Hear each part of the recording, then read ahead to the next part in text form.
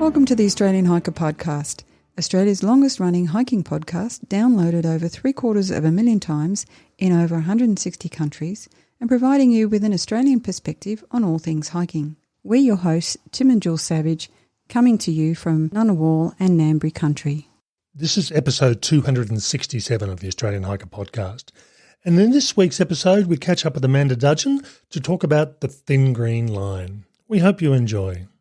Before we get into today's episode, if you'd like to help support Australian Hiker and this podcast, there are a couple of ways that you can help us out. Firstly, by subscribing on your podcast host of choice so that each episode is available as soon as it's published. And if you have the opportunity, leave us a 5-star review. Another way to support us is go to the Australian Hiker website at www.australianhiker.com.au and click on the Support Us page and buy us a coffee. You can do a one-off donation or become a monthly supporter. All donations are greatly appreciated and help us to continue producing this podcast and blog. Now let's get on to today's episode.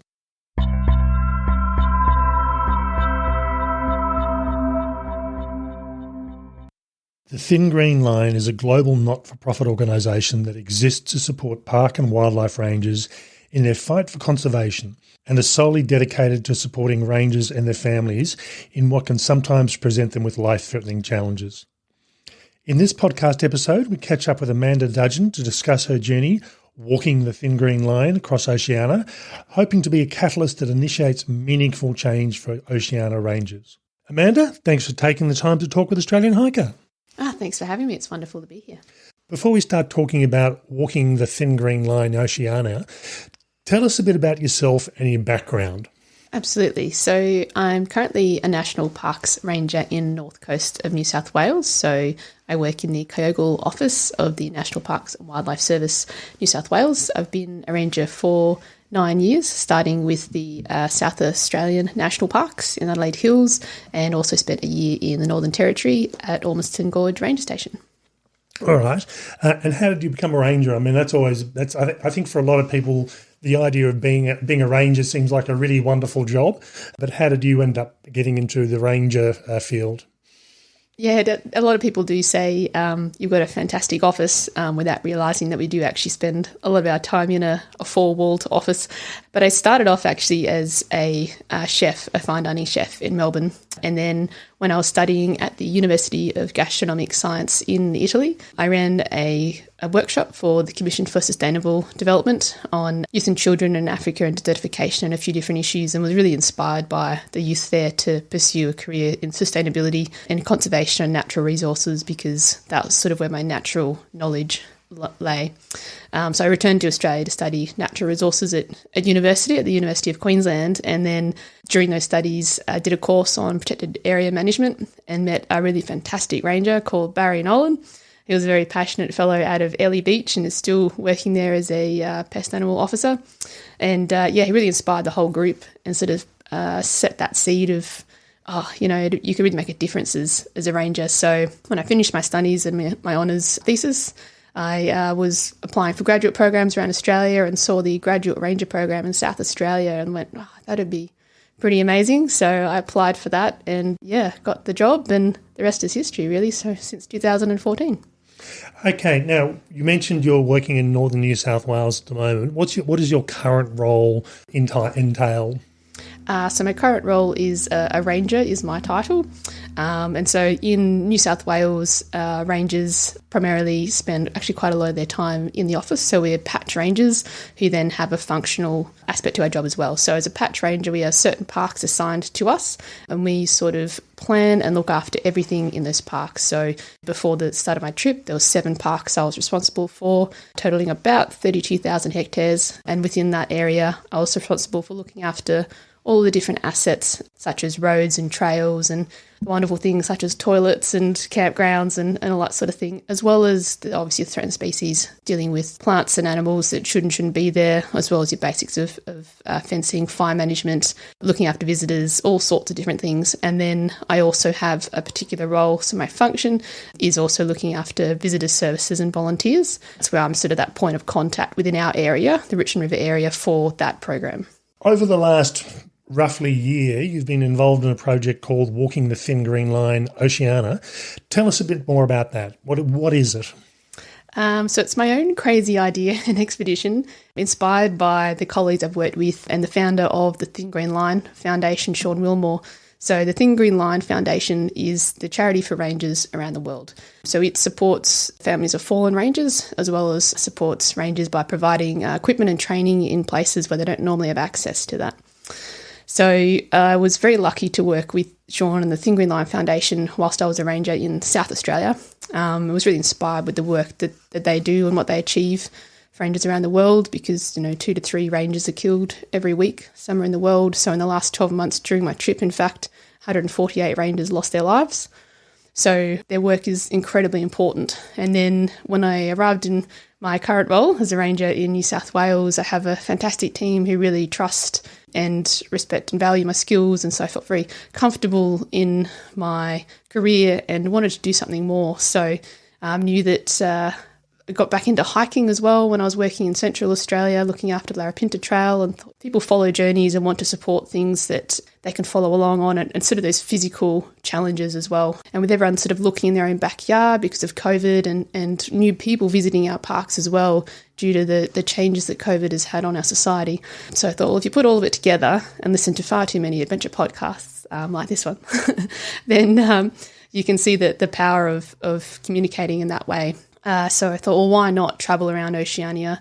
So I've taken 12 months leave without pay from work to travel around the region, visiting 8 different nations, which is Australia, New Zealand, Tonga, Fiji, Samoa, Solomon Islands and East Timor, Timor-Leste, in meeting rangers, recording and filming them, telling their stories to make a documentary, and also hiking 1 kilometre for every ranger on the International Ranger Federation Honour Roll. And that's every ranger killed in the line of duty since we started recording them in 2009. So 1,610 rangers have died since 2009, and that's how many kilometres I hiked during the trip.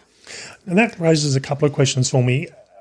What's the reason that rangers die? I mean, it's like any job, there's always potentially risks, but are there things that are particularly dangerous about being a ranger, or it depends on the country that you happen to be in? It definitely depends on the country and the region and your managing agency as well, if you work for government versus being a ranger in an Indigenous protected area or something like that. So between 2021 and 2022, the majority of rangers killed were from Africa due to homicides from poachers. But then, in the last 12 months during my trip, we saw 41 rangers killed in India alone. So it's the most of any country in the world.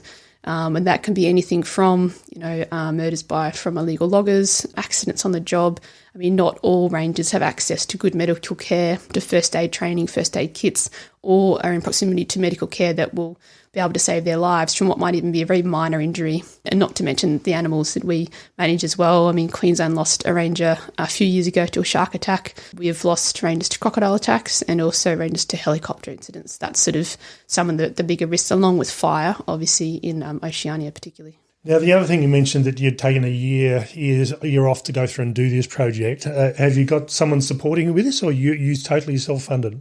I do have one sponsor called Atomos who provided some of my filming equipment and were very, very lovely in providing some support towards covering the costs of fuel for Australia, which is very expensive. The closer I got to the trip last year, the more expensive our fuel became. But basically, apart from that, it is entirely self-funded. So I am officially flat broke at this point in time and now owe my sister an incredible amount of money because she's a wonderful sister and has helped fund the trip pretty much from or just over halfway through. So when did you start walking the Thin Green Line journey? What was the kick-off date? Yeah, so to make it more meaningful and really bring home the ranger aspect, it was World Ranger Day last year, so July 31 each year is World Ranger Day, to July 31 this year, so 366 days in total. So it started at the Royal National Park in Sydney, which is, of course, the very first national park in Oceania and only the second in the world. There's a bit of controversy around which one's the first and not, so I'm just going to leave it there. And then it finished at Wilson's Promontory National Park in Victoria, which was where Sean Wilmore was first inspired to do his very first trip, which was around the world for 2 years to then make the very first Thin Green Line documentary. Okay, now if people just listen to that statement just there, it sounds like you're walking from south of Sydney to Melbourne basically, but you didn't go in a straight line. So where did the journey take you? So, yeah, no, it's definitely, I like doing things the difficult way. There was a lot of planning involved actually in the trip because within Oceania we obviously have a lot of interesting places within the tropical zone, which is not somewhere you want to be during the height of the wet season. So I had to plan around 2 summers and 2 wet seasons, so cyclone seasons essentially. So I started off in Sydney and went north. So that I could have the winter and going into spring across the top end. So it was a build up to the wet, so incredibly hot and humid, but definitely doable. I went all the way around Australia, so up to the very top of the Cape, all the way far out west to Steep Point, the most westerly point of mainland Australia, all the way down around the bottom across the Bight, and then did Tasmania as well. Before heading over to Norfolk Island and then New Zealand. Fortunately, whilst I was in Tasmania, the cyclone hit New Zealand and kind of put that planning back to square one. So started with the South Island and finished with the North, and then just to keep me on my toes, the wet season continued into June, when normally it would finish in sort of April. So I had to change the plan to sail through the Pacific to flying to be able to go through Tonga and Fiji and those areas. So 35 flights later on the trip, finally got back to Australia. So also Timor-Leste, I was meant to be doing that in the middle of the trip. It's very close to Darwin, but unfortunately, because I was involved in the Lismore floods, my passport went the way of the floods and it wasn't quite ready yet. So I tapped that onto the end of the islands leg of the trip, which ended up being quite good. So did Australia first, then New Zealand, then through the Pacific Islands, and the last little bit was the second leg in Australia, which was Sydney, down through the south coast, ACT, down through the snowy country and finishing at Wilson's Prom. Okay. So, yeah, so it's taking you a while. And did you manage to do it in a year, or was it... I did. It was a mad rush at the end to get the hikes in because it was such a hot build up to the wet. So I got very few hikes done across the top end. And then obviously with all the damage in the North Island of New Zealand, I didn't quite get access to as many hikes as I would have liked to. And obviously through the Pacific Islands, there's not a lot of hiking that you can do. And I got sick as well, sick as a dog twice there. So ended up with quite a few Ks to try and finish in that last month. So the focus was on meeting rangers and then desperately asking where I can get a few Ks in on the day. But yeah, it came down to the very last day, so World Range Day, so July 31, Monday a week ago. And we just had 6 Ks to go, which was really great. And the wonderful thing about Wilson's Prom is that there's so many walking opportunities there that it was actually really lovely to get a few things done over that last weekend. Okay, so as you were travelling around on this trip, what were you actually doing? Apart from walking, what were you actually doing as part of this project?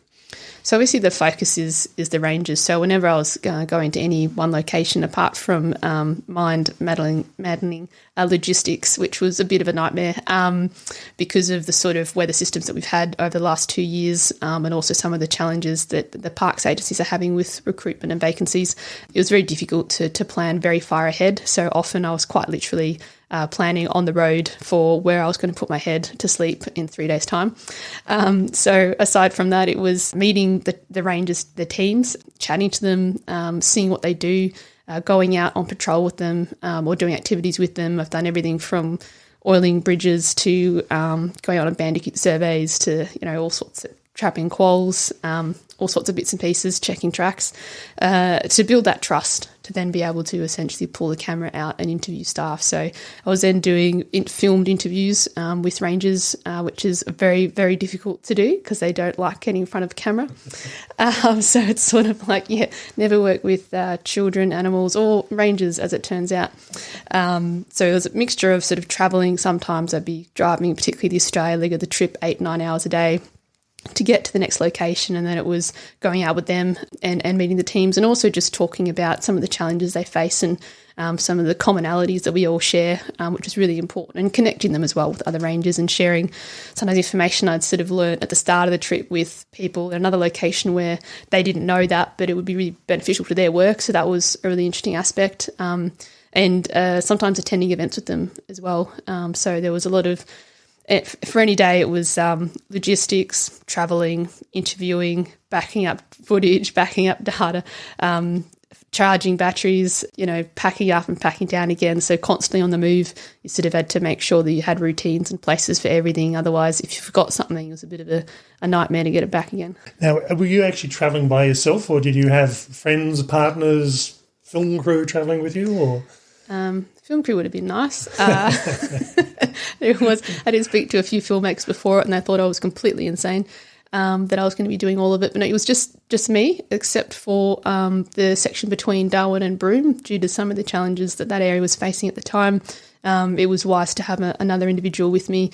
So I had a friend come along who was absolutely wonderful, Amelia, but unfortunately she lives in Ballina, Victoria, so came from extremely cold Victorian weather to over 40 degrees and almost died the entire time and had not been in the field for a long time. So it was a bit of a trial by fire for her. And then I did have a friend come with me to Samoa, who's a Queensland ranger, to work with those rangers. And also there was 3 wildlife officers who came with me to Papua New Guinea to meet the Tankili Conservation Alliance rangers, which was really life-changing for them and good for safety perspective, but it was wonderful to also share that experience with other people. It was a particularly special one. So I have had some people come along the way, but essentially it was me sort of doing everything. So doing the website, doing the filming, doing the logistics, doing social media, pretty much everything, which is slightly insane. So you didn't get bored, in other words? Definitely not. It was. People have asked, were you sort of lonely? And I was like, well, not really. I was always with the ranger family, always with new people, but similar souls, the same kind of values, and just that those wonderful conversations you get in talking shop with someone who does the same kind of job. You can all of us can talk for hours about the work that we do because we love it so much. So I definitely didn't feel alone, though sometimes when you were hiking, if you were at a really amazing location, like I got to go to the top of Mount Luxmore, which started the Kepler track, and that was such an incredible day. It was absolutely crystal clear, dead still, and I had it to myself, which is pretty much never happens. So sometimes you're like, it'd be kind of nice to have someone here to share it with, but at the same time, it was incredible to do it myself as well. Okay, so you were going around basically Australia and the Asia Pacific. You were talking to rangers and rangers groups. So I believe you're also fundraising at the same time as part of this process? Yeah, absolutely. It was a great opportunity to be able to raise funds for the Thin Green Line Foundation, but specifically raise funds for our region, for Oceania. And rightly so, Thin Green Line Foundation was set up originally to support rangers in Africa, where we've got sort of the highest level of fatalities, greatest need for support. In Oceania, we have a lot of small island nations with community rangers who are not paid, who don't have uniforms, who don't have first aid kits, first aid training, access to any of the sort of equipment or support or OHS that we have in Australia and New Zealand. And also, just in Solomon Islands alone, some of the rangers working up behind the back of Honiara in their village areas, there's still unexploded ordnances and mines, and they maintain trails through these areas and they don't get paid. So they're reliant on tourists coming and being guided. That brings the money into the village. But they cannot afford to pay American companies a fortune to remove American unexploded ordnances from World War II. So those sort of basic things that we really need to start supporting our rangers in Oceania more. And that's where we have great ranger associations around our region in Australia and New Zealand who can provide that support and peer-to-peer training. But the fundraising is really about an Oceania fund to support those peer-to-peer initiatives, and that's just providing those uniforms and equipment, but also rangers going over and supporting them and providing that first aid training or providing that, sharing their knowledge and experience to capacity build these rangers and support them. Because even just during my trip when I've gone over there, they were just so thankful and grateful and just amazed that a ranger wanted to come and see them in their little village. So that was so prominent in Papua New Guinea. It was actually incredible when I had those 3 Queensland wildlife officers come with me and we arrived finally in the village of Lumi. It was a bit of a debacle with flights trying to get there from Port Moresby to Wewak in the north, and then the little flight on the MAFS airline where they pray at the start of each flight, which certainly makes you wonder if it's actually safe. And then you arrive there and there was 85 rangers lined up proudly wearing their donated Patagonia uniforms just to meet us because they couldn't believe that rangers from Australia wanted to meet them. And some of them had walked 24 hours, no shoes, through the bush, through slippery, just to be there to meet us. And that was, I think, really life-changing for those Queensland Rangers and certainly for me, and really sort of brought home the importance of the trip and the importance of connecting Rangers around our region and how much what that means for them and for their village and for them as leaders in their villages, that they're valued and that we want to support them. So that just is life change for everyone involved. Now, if someone wants to help support the cause, is there a link on your website or is there somewhere they can go to donate? Yeah, so there's walkingthethingreenline.com, which is my expedition website, where there's a link to click donate, which sits on the Thin Green Line Foundation website. So you can also click the link in the bio on Instagram and on Facebook to follow through to that donations page. And you can either just donate straight away as an individual, or you can set up a group to raise funds, because we'll continue to raise funds for the next year until World Ranger Day next year, when the documentary is planned to be released, to then provide more funding. So wonderfully, we've already raised over $43,000, which is just incredible. But I'd love to see even more, to be able to also get some of these rangers over to the World Ranger Congress to meet other rangers from all over around the world, and particularly our First Nations rangers, because the opportunity to meet other First Nation rangers from around the world, just again, life-changing for them to, a lot of them don't realise that there's people on the other side of the world who are also First Nations, who are also connected to country, who are going through the same kind of challenges, and they're just blown away and inspired, and can go back and inspire their own communities with, we've got brothers and sisters around the world doing the same thing, and we're not alone. All right, that's great. I will put the links to where you can donate in the podcast show notes and the Walking the Thin Green Line Oceania website. So if you go to the show notes for this podcast episode, you'll find those links if you want to help out. From starting this trip and what you'd thought it was going to be, how did it end up? Did it, you obviously had issues with cyclones and weather, but overall, did you think you achieved what you'd planned to, or did it end up being better than what you'd planned it to be? Yeah, I think I went into it pretty open-minded, because it already had to be fairly flexible. It already pushed it back a year due to COVID, and knew that the best approach was to be open-minded and flexible and just go with the flow, essentially. So it was everything I wanted it to be and more, in terms of raising an incredible amount of money, doing some fantastic hikes around Oceania. That was pretty special. Meeting just incredible rangers, and some of the rangers I met, you'd be doing an interview and you're kind of sitting there trying to stay calm and be cool and not show just how amazing that person is, and how excited you are with what they're saying. And also just connecting everyone. I think it was really the thing that sort of is more than I thought it would be, is just how much it's meant to those rangers, just to see their headspace change from when you arrived to when you left, where some of them might be in a really difficult place in terms of their mental health, or how they're seeing life in a remote part of NT, or different places in Australia or overseas, to then see them absolutely inspired and sort of reconnecting with why they're a ranger, or just really inspired and amazed that there's a whole family of rangers in this region and even around the world who support them and care for what they care for, and know that you're not alone. Now, the question now begs, where to next? So you've officially finished, and I'm assuming you're making your way slowly back home, or so what's next on your things to do? Are you back at work, or are you taking some time off? Yes, I'm using the very last of the leave I could possibly have access to give me a bit of space this month. So I'm back at work on the 28th of August at 8 a.m, according to my ranger in charge. And then it's really the next 12 months is all about making the documentary, about communicating on social media, all the things that I didn't have time to do during the trip, working with the different agencies that I'm connected with, in promoting rangers, and also exploring my new role as the Oceania Ranger Ambassador for the Thin Green Line Foundation, and what that might look like for rangers in our region. Okay, that's good. And do you know what you'll be doing when you go back to work? Is that you slotting back into the job you had previously, or you don't know quite yet?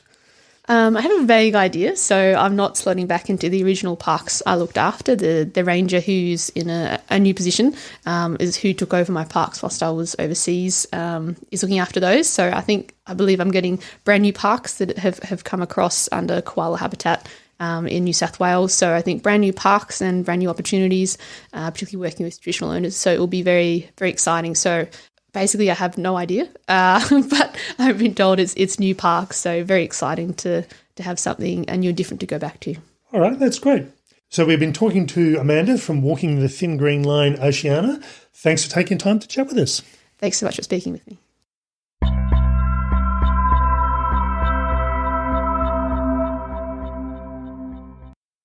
Okay, so that was a bit of a unique interview with Amanda there on the Thin Green Line Oceania. I must admit I had some awareness of the issues that rangers have worldwide, particularly in places like Africa, but I didn't realise the extent, nor that the fact that there was a charity organisation that was set up to help them out. Yeah, it's a really interesting one. I think coming from Australia, we make some assumptions about just in the fact that they would have clothing, they would have boots, they would have, first aid kits. And, when you think about it, and I think that's probably the thing, you probably don't think about it, but in other nations, that's obviously not the case. And the Thin Green Line is doing such a great job in raising awareness and funds. Now, one comment I would make here, and I've talked to a number of rangers over the years, and Amanda did mention about what it was she did as a ranger, because many people tend to look at the ranger's jobs as, this is really amazing. You get to walk around the bush all day and drive around the four-wheel drive and you interact with animals, where in reality it's often about maintenance, and number one on the list for many rangers is the toilets. Yes, but also the office. I mean, that's what she was saying. They spend a lot of time in the office, and yes, the unglamorous bits around the toilet. So, I think that's a lesson for all of us every time we have a visit, to make sure that we don't make it unpleasant for the ranger who has to come along and do the cleaning. So Amanda's journey over the last 12 to 15 months, really, and it was probably longer than that, because as she said, this journey was delayed by COVID, so she'd probably been in planning for a number of years. And this was to raise awareness of the Thin Green Line charity organisation, and in particular try and get a bit of emphasis in the Oceania region. And really, as a charity for rangers, you tend to think about what the issues are in Africa and the poachers, and it being a really dangerous job to be a ranger, to protect animals from people whose job it is to kill animals to try and make money out of them. So it's a hard life. It's not just a matter of going to work and potentially having a vehicle accident or having something occur like that. It's being in a situation where your life is at risk, particularly in the African continent. Amanda was also saying that even some simple injuries could potentially be quite adverse, given that they don't have basic first aid kits. So things that wouldn't necessarily worry us can have a big impact on rangers overseas. And she was saying that 2 to 3 rangers were killed every week throughout the world. And that's really a frightening figure. Now, it doesn't compare to car accidents and things like that, but it was a figure that was much higher than I would have ever thought. And being killed at work. Yeah. We've got a big thing about that in Australia, that, we're very focused on that, and we wouldn't accept that kind of rate of injury or death. So in relation to the journey itself, one of the things that did surprise me with this is Amanda mentioned that she was pretty much self-funded. She didn't start this trip with a... Sister-funded, I think. Yes, sister-funded. What a great sister. Keep that one. She didn't start this trip, with a huge bucket load of money that people had donated to her. And apparently I talked to her and she said that the camera equipment and the recording equipment was provided for her. But, spending a year supporting herself, driving around the countryside, flying internationally, did require her to get a family loan, and her sister was very happy to help her. But it's the sort of thing that you either say, well, sorry, I'm not going to do this until I got the money raised to undertake this trip, or you just put yourself out there and see what happens. And it was interesting to see that her focus on fundraising is not about paying her back, it's about raising money for the cause.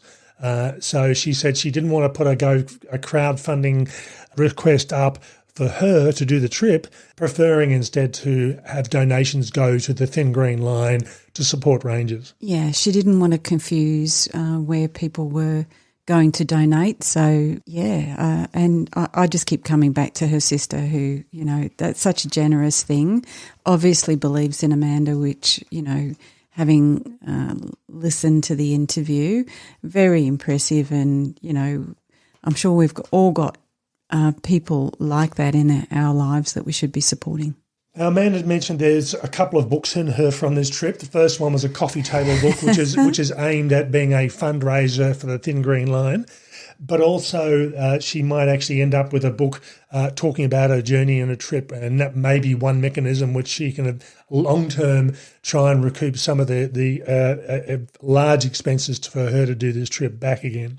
So it'll be interesting to see what happens through that and see what they come out like. Now, logistical considerations is something we tend not to think about with these sort of trips. Now, you tend to think, all right, I'm going to go for a hike. And Jill and I often complain about the whole concept of planes, trains and automobiles, but that's going you complain about those. But that's going from a mainland city in Australia to another mainland city. And maybe a country town. Yeah. Whereas when you've got to actually consider the impact of weather conditions, wet season, and can you get into an area? And there are some parts of Australia where the roads do get cut off and towns do get cut off at certain times of the year. Getting overseas, and she was hoping to actually sail to some of the Oceania states, but again, the cyclones and everything else that were happening forced her onto an aeroplane. Although that didn't necessarily sound like it was any safer or better when people pray before each flight. She also made a lovely quote in here was, never work with children, animals or rangers. and I must admit, I have interviewed and talked to a number of rangers over the years, both for Australian Hiker Podcast and also prior to that. And you get some rangers, like any percentage of the population, that are happy to be out there and happy to talk. But as soon as you stick a microphone or a camera in front of them, they tend to seize up. They freeze up. They freeze up, yeah. It's a particular personality type, isn't it, that you need that'll be comfortable with that. But look, I got the impression that, she's working on a documentary and she has enough material to get her through. So something we should be supporting when it comes out. Now, as we said, we will put the link in the show notes to her website to take you through to the funding for the Thin Green Line, particularly with the focus on the Oceania region. So if you do want to help out on this, the link is there if you want to help out support rangers that are in need of this sort of funding, particularly when she was talking about a group of rangers in the Solomon Islands who do not get paid, particularly in the case of removing undetonated munitions out of the area from World War II. And their funding comes from tourists visiting the area. So they're essentially working for nothing to help their communities in the long run. So anything that we can do to support that would certainly be beneficial.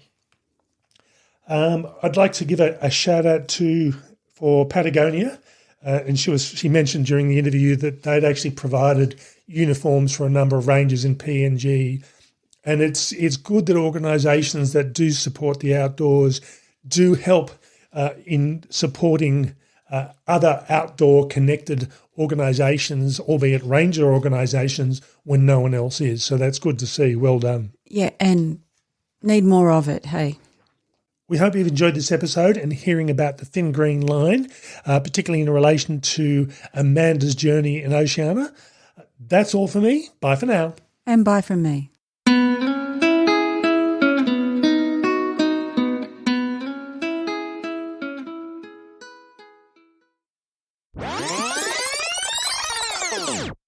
Okay, so we hope you've enjoyed this episode and that you've enjoyed hearing about the Thin Green... And yet you've enjoyed hearing...